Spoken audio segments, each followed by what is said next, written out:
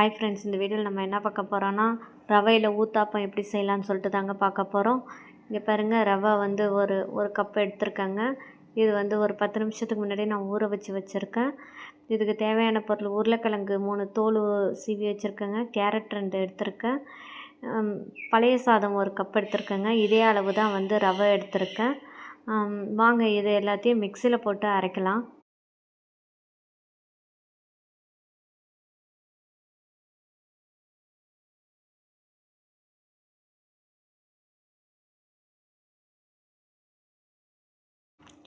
உருளைக்கிழங்கு வந்து தோல் சீவி வச்சுருக்காங்க. இது வந்து வேக வைக்காத உருளைக்கிழங்கு தான். இதை மிக்சியில் போட்டு அரைச்சி எடுத்துப்போம்.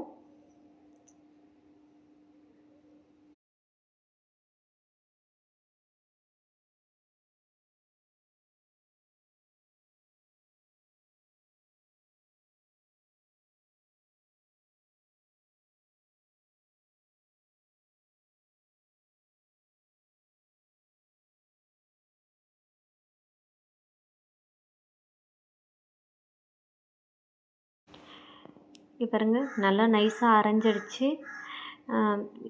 இதேமாரியே வந்து ரவாவையும் இது கூடயே சேர்த்து போட்டு அரைச்சிருவோம். இதே கப்பு தான் வந்து உருளைக்கிழங்கும் எடுத்தோம், இதே கப்பு தான் வந்து ரவை, இதையும் சேர்த்து போட்டு அரைச்சிப்போம்.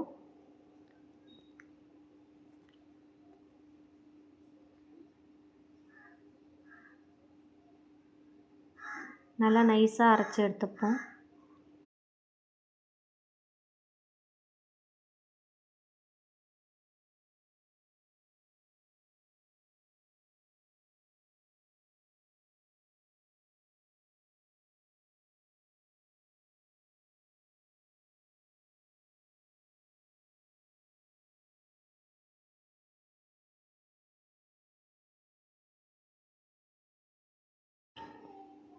உருளைக்கிழங்கும் ரவையும் வந்து நல்லா நைஸாக அரைஞ்சிட்டுங்க. நீங்கள் வந்து வறுத்த ரவாவும் எடுத்துக்கலாம், வறுக்காத ரவா எது வேணாலும் நீங்கள் எடுத்துக்கலாங்க. பாருங்கள், நல்லா நைஸாக அரைஞ்சிட்டு இதை அப்படியே வேறு ஒரு பாத்திரத்துக்கு மாற்றிப்போம்.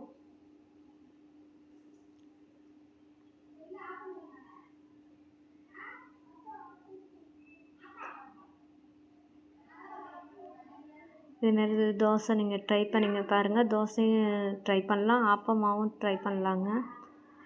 பாருங்கள், மீதி இருக்கிற ரவையை அதிலே போட்டு பழைய சாதத்தையும் அதில் சேர்த்து அரைச்சிப்போங்க. இது வந்து ஆப்பம் டேஸ்ட்டில் இருக்குங்க பழைய சாதம் போட்டால். அதே அளவு தான் பழைய சாதமும் எடுத்திருக்கேன். அதையும் போட்டு நல்லா அரைச்சி எடுத்துப்போம்.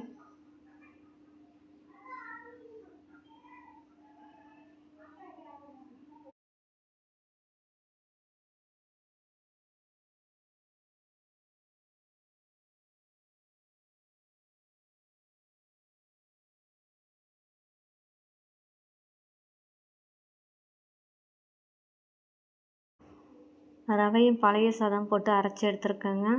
அதையும் இதிலே கலந்துப்போம். பழைய சாதம் இல்லாமல் சாப்பாடாக இருந்தால் கூட நீங்கள் போட்டு அரைச்சிக்கலாங்க.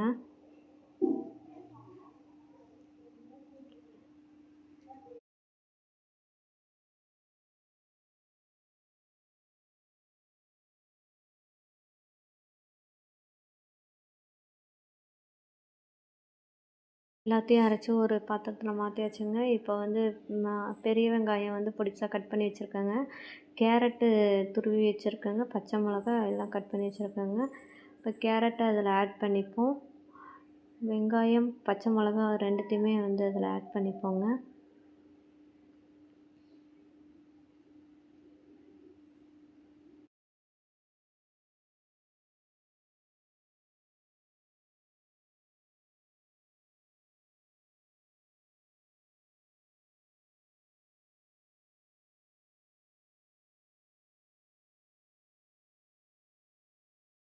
இப்போ தேவையான அளவு உப்பு சேர்த்துப்போம்.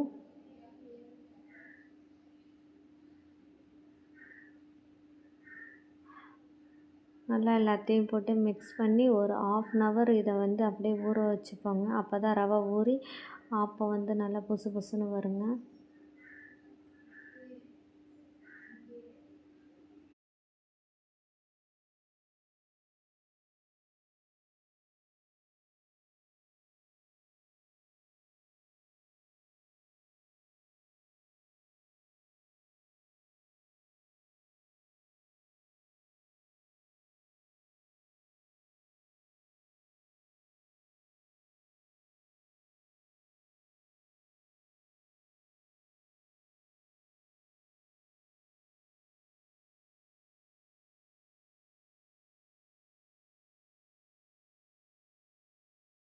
அடுப்பை ஆன் பண்ணி நல்லா கல்லை சூடுபடுத்தியாச்சுங்க. இப்போ வந்து நம்ம வந்து தோசை ஊற்ற போகிறோம்.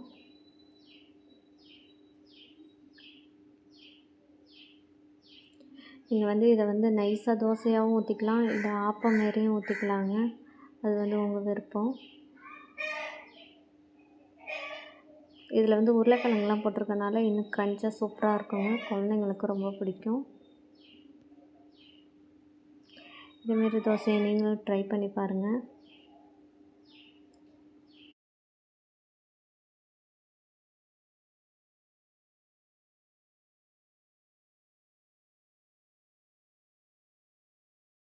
மாவு இல்லாத டைமில் நீங்களும் இதேமாரி ரெசிபியை வந்து செஞ்சு பாருங்கள்.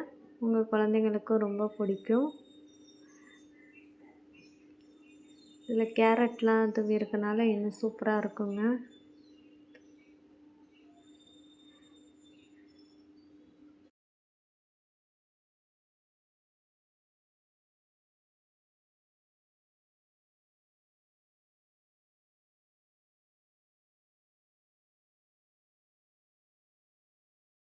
நீங்களும் இதேமாரி தோசையை வந்து ட்ரை பண்ணி பாருங்கங்க. இதுக்கு வந்து கார சட்னி வந்து சூப்பராக இருக்குங்க. நல்ல சைடிஷாக இருக்கும். இந்த வீடியோ உங்களுக்கு பிடிச்சிருந்துச்சின்னா லைக் பண்ணுங்கள், ஷேர் பண்ணுங்கள். இதேமாரி என்னோடய வீடியோக்கெல்லாம் பார்க்க வந்து சப்ஸ்கிரைப் பண்ணுங்கள். Okay, thank you. அடுத்த வீடியோவில் பார்ப்போம்.